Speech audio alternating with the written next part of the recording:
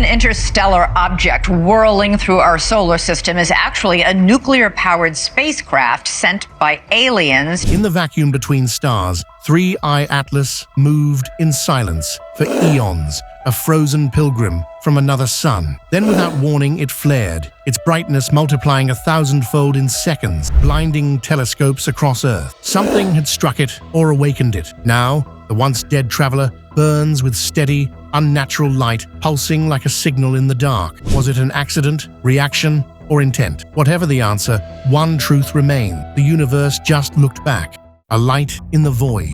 In the stillness of deep space, change is supposed to be a myth. The cosmos moves, yes, but at the scale of centuries and millennia. Stars flicker and die. Orbits shift in silence. But on one otherwise unremarkable night, telescopes across the world began recording something that refused to wait that long. It started as a speck. 3I Atlas, an interstellar traveler, catalogued and all but forgotten, had been gliding through the outer reaches of the solar system. It was faint, cold, nearly invisible, an object no larger than a small mountain, moving with the patience of eternity. For months, observatories watched it do precisely nothing. Then, with no warning, its light changed. At first it was subtle, an uptick in brightness that might have been calibration error. Then it climbed again and again. Within hours, the dim rock had erupted into brilliance 1,000 times brighter than before. Every automated sky survey flagged the anomaly. Every telescope trained on the coordinates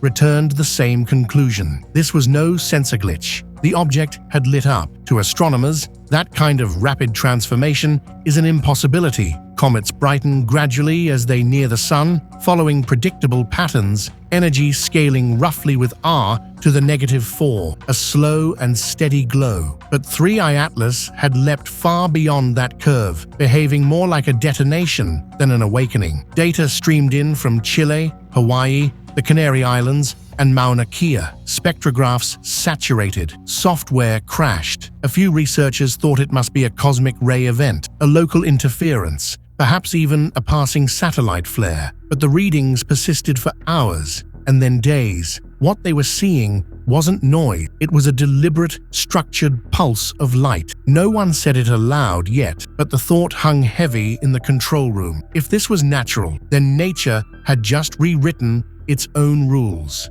When the stars blinked. In the hours that followed, the night sky itself seemed to flinch. Every major survey telescope from Pan-STARRS to Vista logged the same sudden blinding surge. The detectors, calibrated for the faint whispers of galaxies billions of light years away, were overwhelmed by something in our own backyard. For a few seconds, the field went white, like a camera flash, across the heavens. When the systems recovered, the numbers were staggering. The total energy output in that first burst was calculated to rival the simultaneous detonation of 10,000 of Earth's most powerful nuclear devices, an impossible figure for a body only a few miles wide. Even stranger was the spectrum. Ordinary comets emit broad, predictable bands of light, ice sublimating, carbon molecules fluorescing, sunlight scattered through dust. But this flash carried sharp metallic lines, signatures of superheated compounds that no natural comet should ever produce. Iron vapor, nickel, trace hints of elements found only in the hearts of collapsing stars. At the Lowell Observatory, an engineer noted something chilling. The intensity curve wasn't chaotic like an explosion. It rose and fell with precision, a smooth pulse that repeated before fading into a steadier glow. Not random, not noise, a pattern. Speculations spread like wildfire through private message threads and research servers. A massive collision, a solar flare reflection, some uncharted fragment striking the visitor. Yet the location of 3I Atlas, an empty region of space far from gravitational disturbances, made such an encounter statistically absurd. Still, one thing was undeniable. The flash existed. Instruments had seen it. Satellites had recorded it. And now every scientist was staring at data that refused explanation. In a universe ruled by equations, this was something new, something that looked less like chaos and more like intent. The glow that wouldn't die, Explosions fade. That's the law. A sudden spike of energy, a bloom of light, then darkness again. But 3I Atlas didn't fade. Hours after the initial flash, its luminosity should have dropped by several magnitudes, according to every thermal curve in astronomy. Instead, it steadied. The readings flattened, then stabilized into a constant radiant output. What had begun as a burst had become a burn. Infrared telescopes caught the signature first. The surface temperature, once near absolute zero, had climbed past 2,000 degrees Fahrenheit, hot enough to vaporize stone on contact. The outer shell was no longer reflecting sunlight. It was emitting it, radiating like a forge suspended in darkness. And the light had character. It pulsed in soft intervals, repeating with uncanny precision. In the vacuum of space, there is no medium to carry sound, but if there were, this was the moment it would have started to hum. Astronomers scrambled to model the heat curve, expecting a natural cooling profile proportional to T to the -2. Instead, the data refused to decay. The object wasn't losing energy at all. It was maintaining it, as if fueled by a source deep within. For the first time, the community whispered the unthinkable. This wasn't the aftermath of an impact. It was ignition. The impact, whatever it had been, hadn't destroyed 3I Atlas. It had activated it, and as the nights passed, that steady light became something hypnotic, a silent, enduring signal in the darkness, bright enough to alter the heliospheric readings of distant probes. A single object, born in another star system, now shone in defiance of entropy itself. Equations collapse. The first simulations were supposed to prove the anomaly wrong. Instead, they dismantled the mathematics that built them. Research teams across 3 continents ran impact models: iron on rock, ice on metal, collisions at 30, 50, even 100 kilometers per second. Every run produced the same outcome: a brief spike in temperature, a flash, and then nothing. The residual energy dropped by R to the -4, exactly as expected. None produced a sustained glow. The data from 3I Atlas didn't fit. The measured luminosity curve was flatter by orders of magnitude, and the spectral tail extended far into the ultraviolet, proof that the energy wasn't kinetic, it was internal. In Zurich, a physicist tried to tweak the constants, introducing exotic materials, variable spin, differential densities. Nothing worked. The equations collapse, he wrote. It is not a collision product. It is an emission process. That single sentence shifted the tone from wonder to unease. If the energy didn't come from impact, it came from within, and that implied structure, so the focus moved inward. Theories emerged: layered cores, crystalline lattices, subsurface reactions. Something inside 3I Atlas was burning, but not with combustion, not with fusion. It was something else, an engine whose physics we hadn't yet discovered. When the data breaks the model, it isn't just the math that failed, it's the assumption that nature is still playing by the same rule. And in that failure, humanity glimpsed the first hint that 3I Atlas might not be obeying the universe at all. It might be rewriting it. The impact that came from nowhere. With equations in ruins, the next question was simple, but terrifying in scope. What hit it? If an impact truly triggered 3I Atlas's awakening, then the identity of that impactor mattered more than anything. But there was a problem. There wasn't supposed to be anything out there to collide with. The region of space 3I Atlas occupied was barren. It wasn't near the asteroid belt, nor within reach of Jupiter's chaotic gravitational field. Nothing was charted anywhere close. The odds of 2 wandering bodies colliding there were like 2 grains of sand meeting in a desert storm. Possible in theory, but cosmically absurd. Still, scientists ran the model. They simulated every plausible size and speed combination. A car-sized rock traveling at 50 kilometers per second, a mountain-sized mass at 100. Each time, the result was the same. A bright flash, cooling in seconds, decaying with R to the -4. None of them produced the steady, reactor-like afterglow now burning from 3I Atlas. So speculation took darker turns. Could the impactor have been another interstellar object, a second visitor, crossing paths with the first. The odds of two interstellar travelers colliding within a single solar system are nearly incalculable, but so was everything else about this event. If such an object existed, it must have entered the inner system unseen, leaving no detection trail in any sky survey, no infrared wake, no reflection. A ghost. Then came a theory that felt less like science and more like mythology. What if the impactor came from 3I Atlas itself? Some proposed that it was a binary, a two-part body, fragments orbiting in close formation for millions of years. A small companion could have spiraled inward, crashing into the primary mass and setting off a reaction. It would explain the lack of external debris, but not the energy. No natural collision, not even one between twin interstellar shards, could create that kind of sustained radiance. The data spoke clearly. The object that hit 3I Atlas had delivered not mass, but energy, and that meant either it wasn't natural or it wasn't separate. Somewhere inside that glowing shape was the proof. Whatever struck it might not have been a visitor at all. It might have been a heartbeat, the third interstellar visitor. Long before the impact, 3I Atlas had already been a quiet enigma. It was the third confirmed interstellar object ever recorded, after Oumuamua in 2017 and Borisov in 2019. But while those earlier visitors behaved like anomalies of rock and ice, Atlas was something else entirely. Oumuamua had puzzled scientists with its shape, a flattened shard, tumbling end over end, reflecting sunlight erratically. Borisov looked like a more traditional comet, shedding dust and gas as it passed the sun. But 3I Atlas was inert. No outgassing, no tail, no flare, just a dark, non-reflective body gliding through the void. Its trajectory was unmistakable, a perfect hyperbolic path, the mathematical fingerprint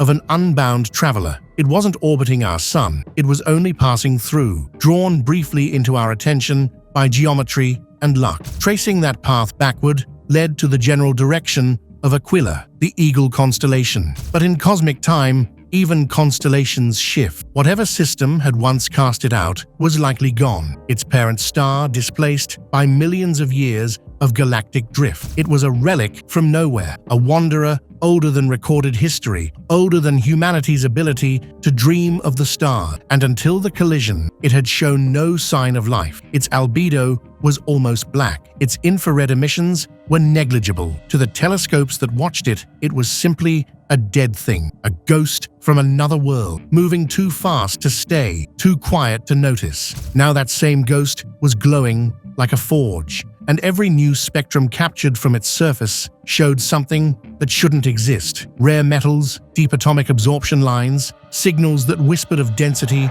and energy far beyond what nature could pack into stone. 3I Atlas was no longer behaving like a comet or even an asteroid. It was behaving like a reactor waking from sleep inside the unknown material. The first detailed spectral analysis came from the Subaru telescope in Hawaii. What those readings revealed silenced every lab that saw them. At the atomic level, the light from 3I Atlas didn't behave like anything known. Ordinary comets show familiar fingerprints, bands of carbon, oxygen, silicates, and frozen volatile. But Atlas's emission lines reach deeper into wavelengths that belong to elements forged only in catastrophic stellar events. Nickel, iridium, and traces of lanthanides, the same rare earth metals that appear when neutron stars collide. Ratios of isotopes so skewed they seemed engineered rather than natural. And most perplexing of all, a deep absorption valley around 520 nanometers, consistent with superheated crystalline alloys